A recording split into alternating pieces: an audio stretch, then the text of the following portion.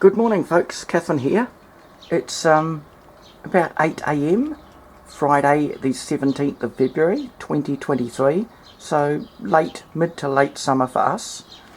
We're here at 43 degrees south latitude, being Christchurch, New Zealand. Now this is my small backyard area, there being 5 units here on quarter acre. It's around about 6 metres east to west and about 9 metres north to south, which is what we would have called in the old days, a garage that side would have been called a 4-car garage, as in 4 small 4-cylinder cars. So this is my backyard where most of my plants are located. Most of them are in plastic pots or tubs of 40 litres capacity for the bigger tubs, and 1 or 2 things are in 100 litre tubs, which were made out of a 200 litre food safe plastic barrels, which I cut in half. Now I'm going to try to show several things here, and I've got the tripod, which I need to lower down.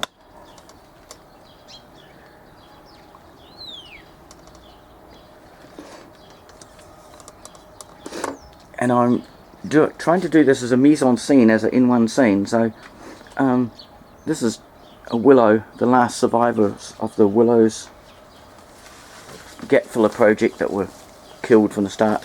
Anyway, don't get me started. I've done other videos about them.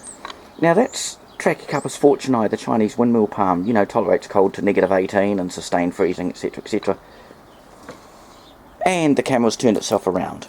It wants to show you the cactus and the Chilean guava or whatever it is. I potted it up from a 40 litre pot into a 100 litre pot tub, and it hasn't grown anymore in 2 years. It's I keep on dosing it with fertiliser. I water it till the water runs out the bottom. The things here have all got good drainage.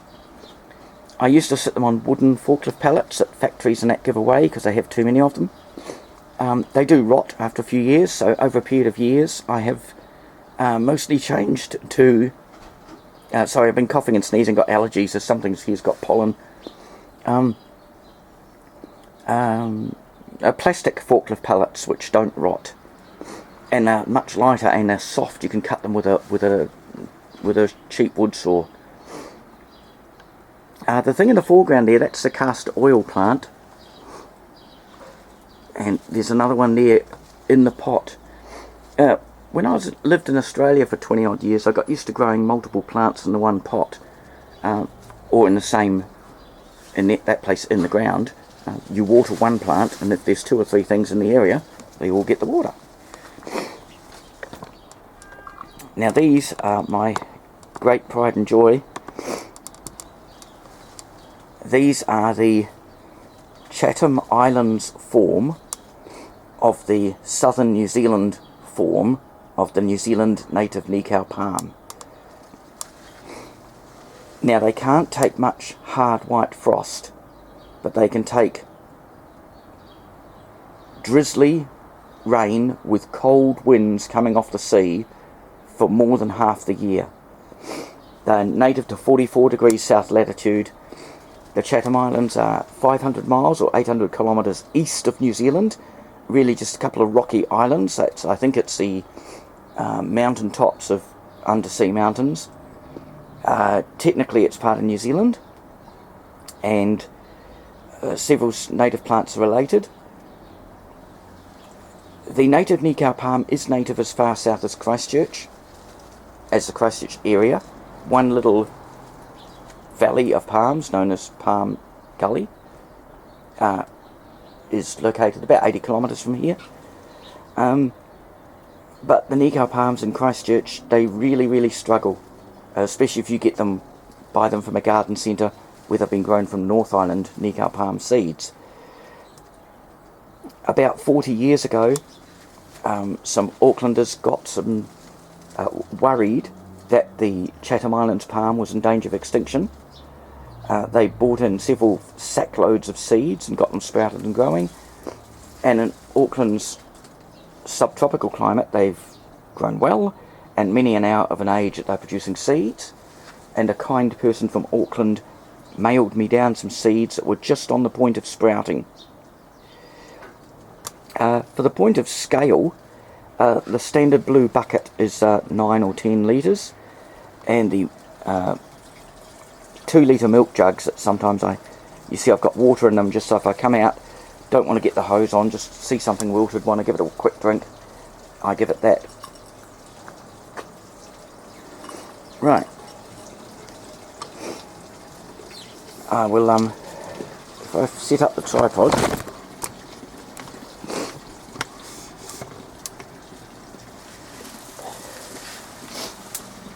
so here's a closer look at the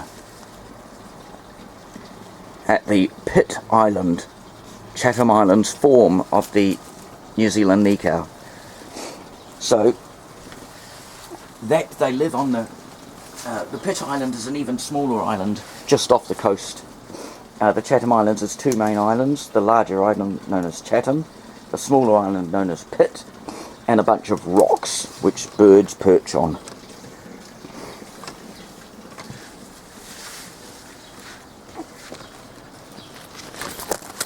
Now, I'm wearing the most unfashionable hat because I'm going to demonstrate something else in a minute. As I say, I'm trying to get a whole load of things in one video.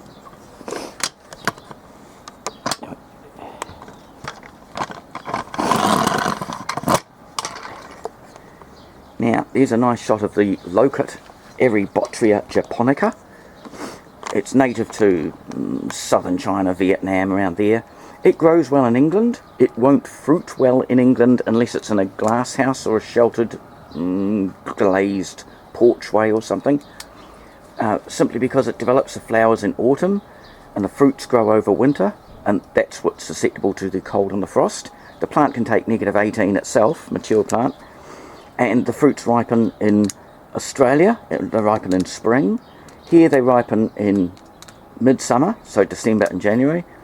And if you were to get it growing in England, you'd expect it to be a little bit late in summer. The poplar was just grown from, actually that's, yeah, the whole story about that. House next door fell down during the big earthquake of 2011. When the excavators excavated it all away and there was no fence, so I just went to a rural area on the outskirts of Christchurch, got a bunch of poplar cuttings from the side of the road, bunged them in, and gave me a hedge for a few years until they rebuilt next door. And when the workers were there putting the fence up, I said, oh mate, just wrench them out and I'll put a couple in a pot, which I did, and that one actually just grew from a bit of root left in the ground. Now, what I wanted to show you, and this is a mistake that people make, I need to make sure I'm getting the right part of the pot in. I'm operating by myself here without an operator.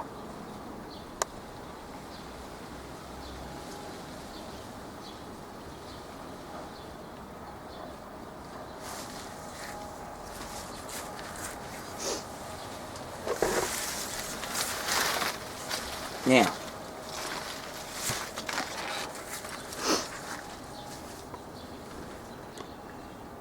yep, there we go.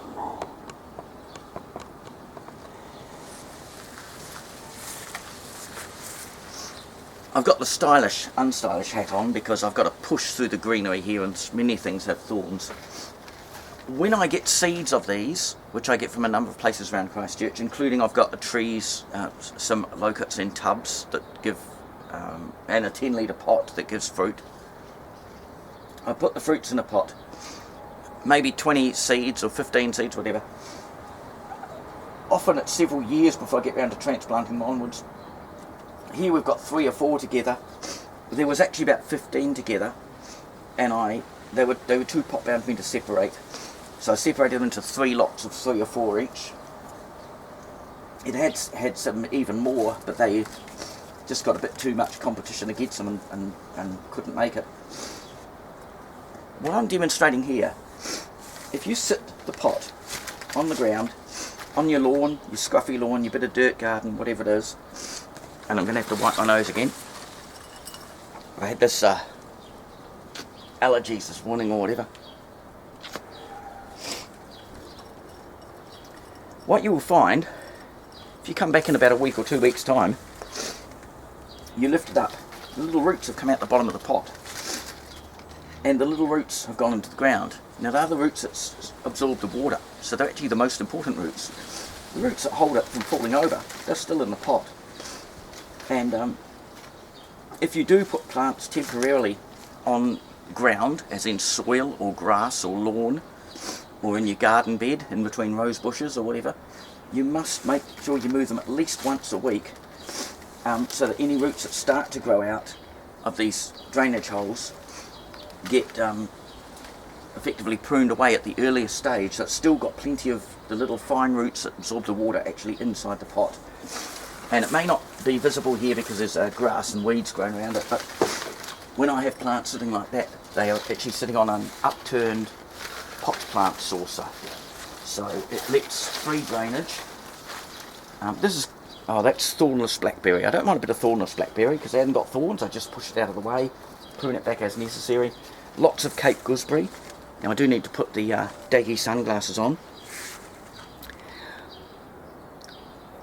I was moved to make this video because some guy in England, and I don't know where in England, had a surprising amount of what would normally be considered subtropical palms in his garden.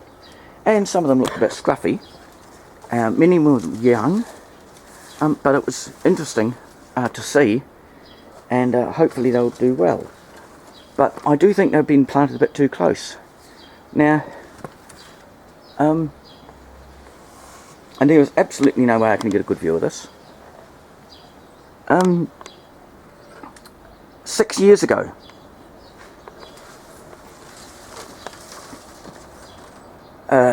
it's hidden behind some more Loquat and Cape gooseberry foliage, but that Chinese Windmill Palm Trachycarpus fortunei I showed you right at the beginning, and the leaf stalks, I guess are petioles if it's not a palm. The leaf stalks on this are what, about a foot, 16 inches long, 300 to 400 millimeters. I planted that. I'm going to push in so you can see it better. I had another one of the same size I planted against the house wall. The petioles on it, the leaf stalks, frond stalks, are now what, 7 or 8 foot long. It hasn't grown all that much, but actually it's grown alright. But the point is, I then put a much smaller cotton palm, Mexican cotton palm, which is it grows 5 times as fast as a California cotton palm because it's only much skinnier trunk. So Washingtonia robusta has a thin trunk from Mexico, can't take quite sustained cold as much, and it grows much faster, and it can take pretty much full coastal salt tolerance. The inland California cotton palm is Washingtonia filifera. The trunk is about not far off 2 meters diameter at the base, and narrows and becomes a meter or 4 foot diameter further up. Very slow growing. The Mexican cotton palm, it's barely 2 foot diameter at the base, and about 16 inches diameter as it goes up. They can go, is it 30 odd meters, I believe, certainly in a good climate. Now I planted a much smaller one, not quite 2 meters from the Trachycarpus palm, and it has just gone absolutely ballistic crazy. And that's what was shading out. It was shading out my Cox's orange apple. It was shading out this. There was another Trachycarpus fortunei in a 40-litre tub, and that grew really long leaf stalks because it was trying to put the leaves out to where the sun was, the actual part of the frond that does the photosynthesis. That's what a plant's doing when it's growing long leaf stalks. It's reaching for the sun. That's actually the Australian evergreen Albizia in the foreground, and of course the New Zealand cabbage tree up there, Cordyline australis. And the Australian Albizia is actually Albizia, is its Latin surname. and it's the evergreen one. I'm not sure the its Latin first name.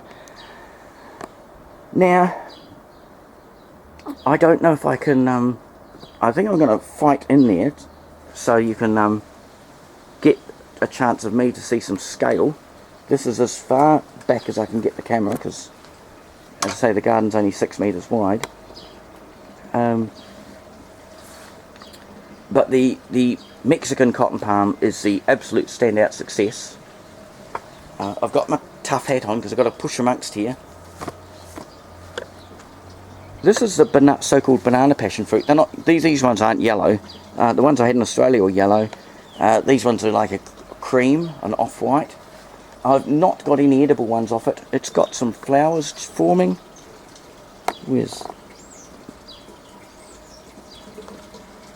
There you go.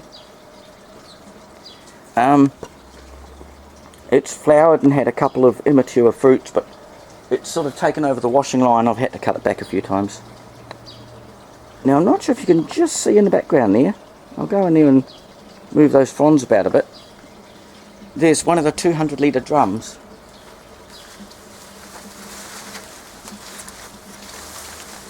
This is a frond coming from the Trachycarpus fortunei, which is to the left of your viewing screen there.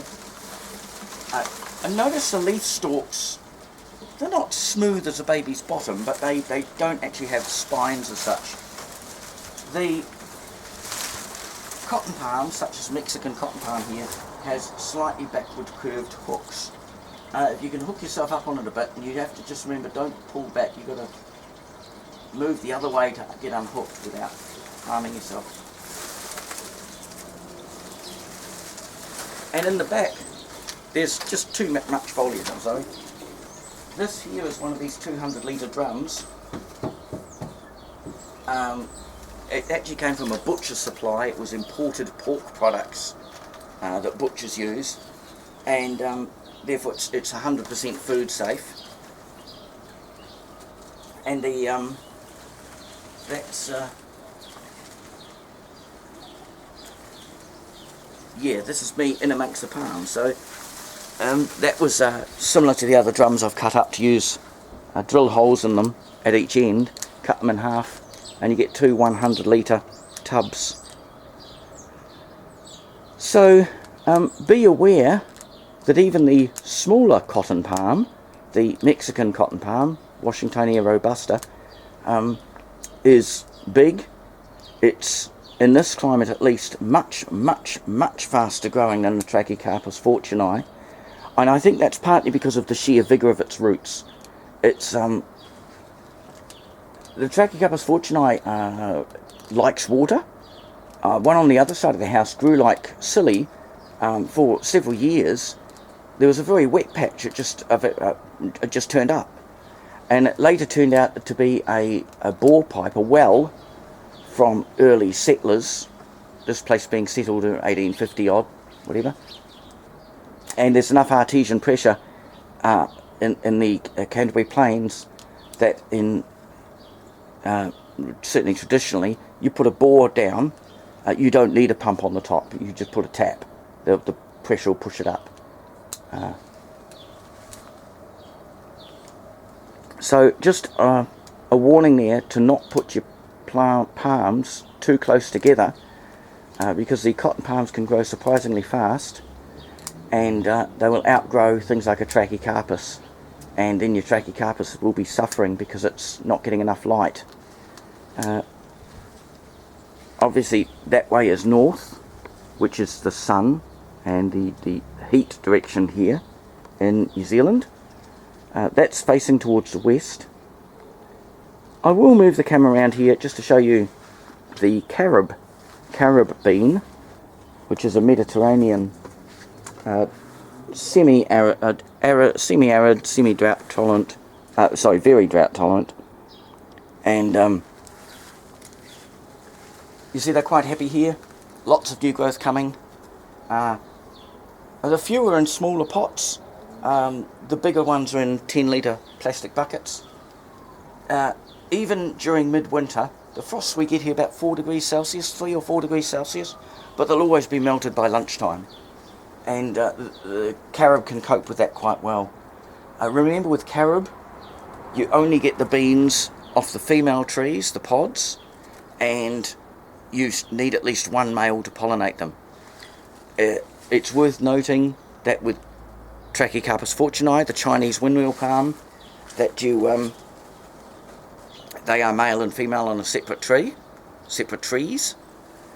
And the cotton palms, Mexican Cotton Palm Washingtonia robusta, that is a hermaphrodite, so you only need one and you'll get seeds.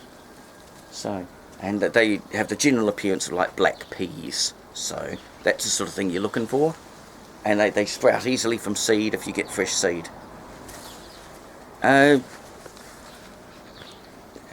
there's, in the back here, I'll try to draw attention to it. Since I got one Albizia to grow well, it then dropped seeds into pots with other things growing, and so they ended up with, you know, like I've got about 4 Albizias in this pot. It got blown around by the wind a bit yesterday.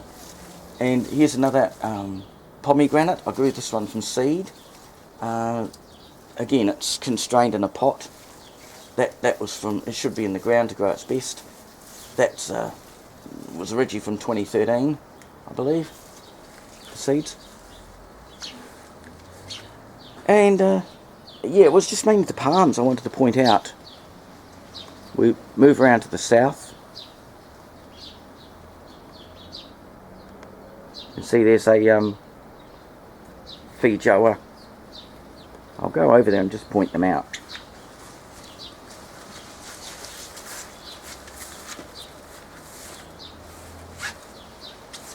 This is actually the unique feijoa. Unique. It is the best fully self-fertile feijoa. If you can only grow one feijoa, grow a unique. It will give masses of fruit. Plus, of course, it will pollinate any other feijoas around. Yes, the fruit are a bit smaller than some of the other feijoas, but it's the only truly self-fertile one. When a nursery sells you a plant and says it's semi-self-fertile, that's a polite way of saying it's not very bloody self-fertile at all. And if you only have one, you won't be getting any fruit.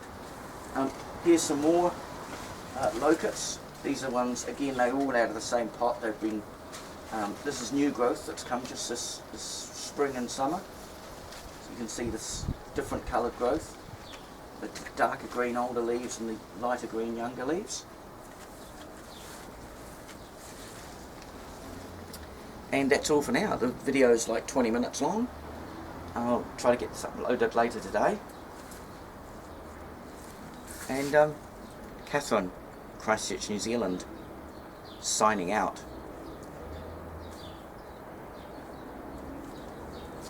Battle the greenery again now.